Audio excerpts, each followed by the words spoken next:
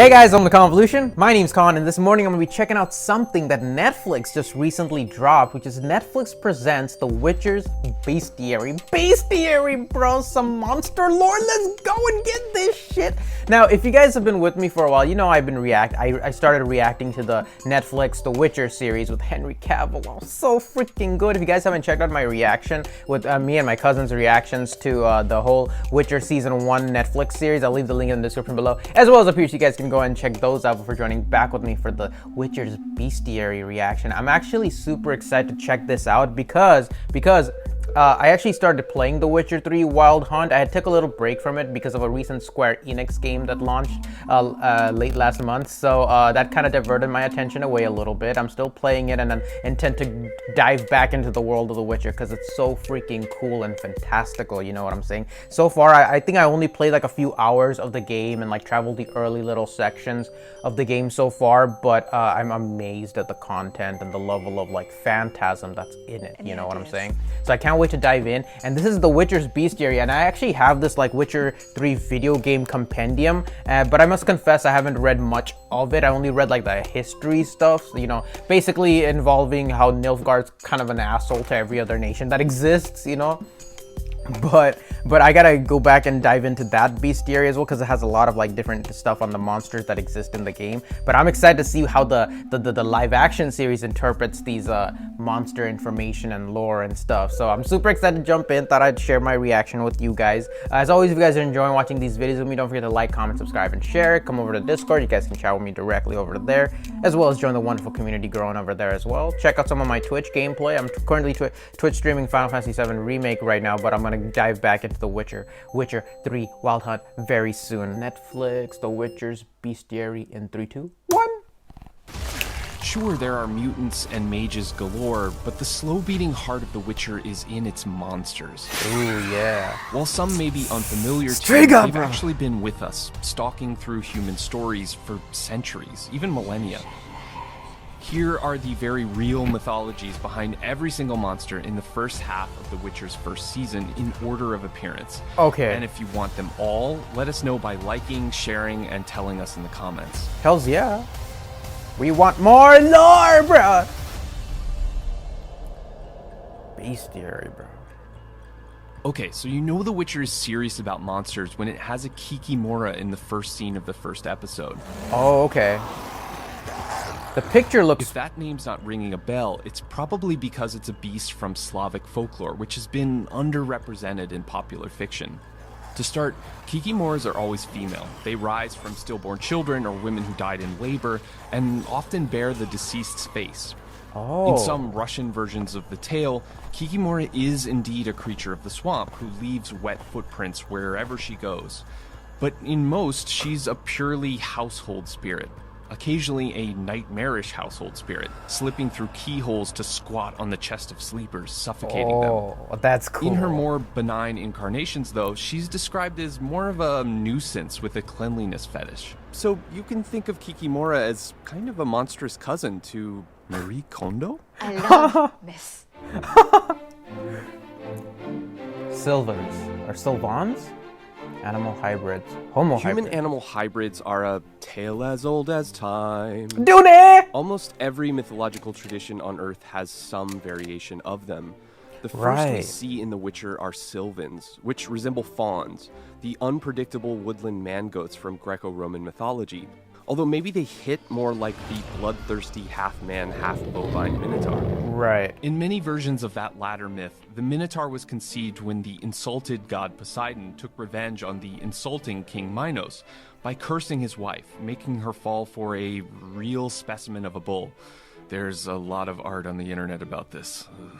It might be why Geralt goes immediately for the mom insults. You motherfucker goat. But lest you think that so that's where they drew it from. Ancient magical things, allow me to introduce you to the mysterious pig-faced lady of Europe. Nearly simultaneously in the 1600s, in multiple places across the continent, a legend arose of a pregnant rich woman who was cursed and whose baby was born with a pig's head. The myth persisted and somehow gained the veneer of fact. As late as the 1800s, newspapers reported that the pig-faced lady lived in London's posh Manchester Square. Goats, pigs, bulls, But what about the Witcher's human-hedgehog combo? Has that ever popped up in myth? Well, because we go the extra mile here at Netflix, I looked into this and nope. I found Hans my Hedgehog, a cockerel-riding, bagpipe-playing, princess-loving Brothers Grimm creation. What? It was a wee bit more monstrous in the Jim Henson version. Oh, shit. What? Ooh, Striga, let's go. If you've finished The Witcher, you know that the Striga is probably the scariest monster on the show, although technically she's a cursed human. Right. And that's fitting, because they're pretty terrifying in the scant myths about them too. According to what we have, the Striga is sort of a vampire prototype. Huge, almost bird-like claws, sharp fangs, and a thirst for human flesh and blood, although she can live off of animals too. Okay. But Strigas weren't born that way. The unlucky number was 2. People with 2 hearts, 2 souls, 2 sets of teeth, conditions common when a pregnant woman was cursed, could become Strigas after they died. Their second self sort of took over the corpse and went on a feeding frenzy. Oh, shit. Even though they're not so common in fiction, it's interesting how many cultures have variations on the theme. Striga's demonic cousins proliferated across southern and eastern Europe to unlikely places like your garden. This is the Striga, or witchweed plant, which is kind of pretty, right? But it's known for viciously penetrating the roots of a host plant and sucking out all of its nutrients. Scientists Damn. even make dad jokes about its rapaciousness. So whether it's the plant or the bewitched princess variety, stay away from Strigas, y'all. Wow. Oh, Selkie-Maw. Oh, we never got to see the Selkie-Maw. Well, when it comes to episode 4 Selkie-Maw, the showrunners of The Witcher didn't give us much info to work with. Right. Thanks, Lauren Schmidt-Hissrich. All we hear is a pretty gripping tavern talk from a villager that includes the creature's name. The ice cracked open, and the Selkie-Maw shot out. Oh, you never seen one. And all we see are its guts on Geralt. Had to get it from the inside. The name Selkie-Maw in every spelling we could think of doesn't return any results. But plain old Selkies are indeed notable mythological creatures of the water. In Irish, Scottish, and Icelandic folklore, the Selkie is kind of an affable, shape-shifting seal. It mostly spends its time in seal-like endeavors, lounging on rocks, Aww. being cute, etc., but occasionally it sheds its prized skin, revealing a beautiful human underneath, and comes ashore. There's usually a lot of marriage shenanigans after this. Its use is fitting for an episode written by an Irishman. Still, a friendly seal with magical outerwear doesn't quite square with what little we know of the Selkie-Maw. Like, it can swallow a witcher whole. It has swallowed a whole village whole. Yeah, what the It hell? possesses a cavernous mouth with devil's teeth. And actually, there is tell of a similar creature lurking deep within Russia, about a 6 hours drive west of Moscow. The Brosno dragon. It's said to be a huge reptilian or dinosaur-like creature that inhabits the small but curiously deep waters of Lake Brosno. Basically Just like the Godzilla. Selkie-Maw, the dragon can eat. His stories are full of him chomping down on things like invading Tatar warriors and their horses, a German airplane during World War II, and somehow an entire island that some Vikings were going to leave some treasure on. Damn. I don't know if this is wise without a Witcher in tow, but people still look for the dragon. This is an easily chompable dog sled team searching across the frozen lake. Toss a coin to your Witcher. Oh, valley of plenty. Oh. Our search for the Selkie-Maw, however, has reached its successful conclusion. We figured it out. Take that, Lauren Schmidt-Hissrich. Thank you. My god. The song's gonna get stuck in my head again. Roach Hound? When did we hear about this one? In the 4th episode, there's also this formidable killer insect that haunts Yennefer, Roachhound. So we started researching it. And the weirdest thing we realized is, where are all the insect monsters? Like, I mean, insects and all arthropods really are basically already monsters in real life. So yes. why not make them mythological ones? Right. But maybe it's because we're not looking in the right places. Think about it. The typical Western myths that many of us learn in school usually involve mammalian or sometimes lizard-like creatures. Right. But Asian, Pacific, and indigenous folklore often seems to use insects and spiders in their monster making.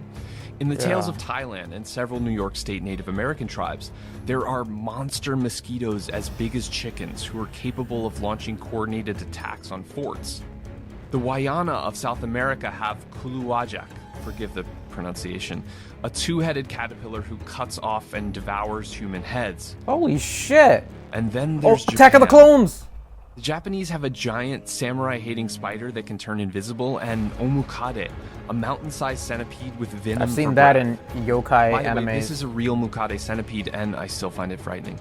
So now you know why they later created Mothra. So, yeah, insect monsters. Damn. I'm not scared. Are you scared? Run far, run That fast, shit is Jennifer. that shit is creepy as hell, man. The Doppler. Ooh, this one. There's something profoundly disturbing about meeting your exact twin. Wait. Stop that. Which might be why the myth of the doppelganger keeps finding its way into our popular fiction, including in The Witcher's Doppler. True, the word doppelganger was only coined in the 18th century, but cultures as old as the ancient Egyptians believed in the Ka, a sort of spiritual facsimile replete with a person's memories and feelings that could sometimes mislead. But they can also replace you. Damn. That scene was pretty crazy, man. Everything you've ever done, ever debated, ever dreamed is in our head now. People from the Orkney Islands feared the Trow, sickly changeling creatures that would replace healthy human babies with their identical Trow replicas. If you want Oh, to get crazy, I was just thinking this. So it's sort of like the plot of Us. Sometimes a benign version of the doppelganger will pop up. The Norse Vartigr, for instance, was an identical you that went ahead of the real you and showed up early to all your meetings. But most of the time, they're an omen of doom. Following his election in 1860, Abraham Lincoln allegedly saw his exact double in the mirror. The other was pale and ghastly looking. His wife believed the vision foretold his re-election, but also his death. There is a condition, heutoscopy, which can cause someone to see their double at a distance. Or at least you better hope it's heutoscopy and not a doppelganger. Oh, the Jinn. Yep. Let's get it. As One that hard I as it actually is to know quite a believe bit while about. watching this, the Jinn of Arabian mythology are surprisingly a lot like us. I mean, sure. They are technically, according to the Quran, creatures made of smokeless fire that Yep. live in an unseeable, unknowable dimension somewhere beyond our own, and who are blessed with supernatural powers of shape-shifting, invisibility, and flight. But they also possess a fair share of human qualities. Like us, the Jinn eat, they drink, they sleep. They fall in love or lust with each other and with humans, as made vividly clear in this pre-Islamic era poem, which isn't all that flattering for either side. And maybe most like us, they're capable of choosing between good and evil, although unfortunately many seem to end up on the dark side. Their mischief continues to the present day, because while the existence of jinn predates even the founding of Islam, belief in them is still very common in many parts of the Muslim world. Yeah. Jinn can be annoying. In 2009, a Saudi couple somehow sued one for harassment. It was making weird noises and throwing rocks at their house. On the more serious side, the jinn are believed to be able to possess humans. And the psychiatric trauma attributed to jinn possession is so serious that I found seemingly dozens of articles in legitimate medical journals about it. By the way, if you are ever possessed, Arabic lore suggests you go ahead and put on a necklace of fox or cat teeth to frighten the jinn away. Oh, But interesting. as with grumpy humans, maybe the best advice is to just give the jinn their space. I've heard and of wearing never ever go bells. fishing for them. Don't judge me. Okay, Monster Maniacs, as promised, those were all the monsters in the first half of The Witcher. Let us know if you want us to do the rest in the comments. Yes. Oh, extra credit. You may notice that Geralt spends a lot of time in bathtubs throughout the show, which Sweet. raised the question, are there bathtub monsters? Again, Japan comes through. The Yes. Akaname is a strange, dirty, and disgusting little goblin that licks the filth off of bathtubs. So enjoy your bath tonight. What the deuce? Holy shit, that's funny. I've actually heard of that last one before. If you've seen your fair share of anime, then you've seen at least iterations of that before. Now, the interesting thing about the jinn was that I've actually heard, like, even in my country, you know, religiously, you know, the concept of a jinn is still widely accepted as like a, you know, true.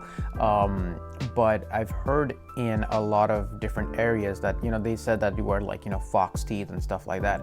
In a lot of rural areas, they still still have like little children wear like these little very narrow black strings with a little bell attached. I mean, like especially in like rural areas that are, you know, still not as technologically advanced as you know, like other nations, you know, you have people like children walking around and you don't really know where they are. Bells do help to keep track of the noise of, you know, where they are, at least, you know, some sort of echolocation. But like the fact that the bells were actually an older tradition of trying to keep like monsters and specifically like jinn away from taking your kids away and stuff like that. So that's still something that's quite prevalent, at least that's stuff I've heard about. So that's definitely makes sense. And it's crazy how like there's so many like mythos out there that sort of mix like man and animal hybrids together, you know, so many different myths and folklore and the stories out there that sort of have like bestiaries of their own, and The Witcher obviously draws on it, as well as from like a lot of Slavic styled beasts as well, or like fairy tales and stuff. So this was freaking awesome. It was great to see. And one thing that was funny, like, you know how the Kikimora in episode 1 looked like very much spider-like? The original image of a Kikimora looked more like one of those doctors from like, you know, those what do you call them, medicinal individuals from Bloodborne, you know, the ones that wear that pointy masks to, you know, represent like sort of fending off disease and whatnot. It kind of looked like a witch mixed with that sort of headgear. But it just goes to show like how deviant, like, you know, the interpretation of the name can be in comparison to what it is visually. So that was pretty cool. What else did they go over? Like, they went over the Sylvans, which, you know, are kind of like the Minotaurs. They went over like, you know, the one that comes out of the ice, or what is it, the Selkima or something like that? Something like that. But we didn't actually get to see it. But it's interesting that it might actually be sort of like this Godzilla / Loch Ness monster style appearance that sort of swallows you whole from, you know, within the water. It'd be cool if we actually got to see them, but obviously due to budgetary constraints, you know, they have to limit the number of monsters they show, obviously, even within an 8-episode gap. But I hope season 2 really gets that, because The Witcher got super popular, so obviously they should have a bigger budget in season 2 to enable them to create more CGI rendered crazy ass monsters and whatnot, if the story demands it. You know, as long as the monsters fit the narrative, then you want to make it, but just don't make it for like the visual aspect of it, because, you know, I'm sure some monsters are good visually, but, you know, I would love to see a werewolf. Like, I love werewolves. I would love to see a werewolf versus, you know, Geralt of Rivia. That'd be pretty awesome. This bestiary was awesome. What did you guys think? Leave your comments down below. Which of these, these beasts was your favorite? Just in terms of like anything, like either where the location is, or the way it looks, or just anything in general, any category of like, you know, understanding or being able to, you know, rank. Like, well, what's your favorite bestiary monster? Mine is obviously the Streak, because I just like the horror element of it, you know. My favorite was the Streak, and episode 3 of season 1 of The Witcher just knocked it out of the park, in my opinion. I also saw the Witcher game version of the Streak fight, but I personally prefer the one in the live action series, simply because it just, I don't know, it just felt more raw to me. But yeah, anyways, leave your comments down below. What did you guys think? And I will see you guys later in the next video. Until then, have a wonderful day or a wonderful night wherever you guys are. Bye. Thank you guys so much for watching, and if you enjoyed this video and would like to see more like it, please subscribe, hit that like button, and feel free to share the video. And I'll see you guys next time.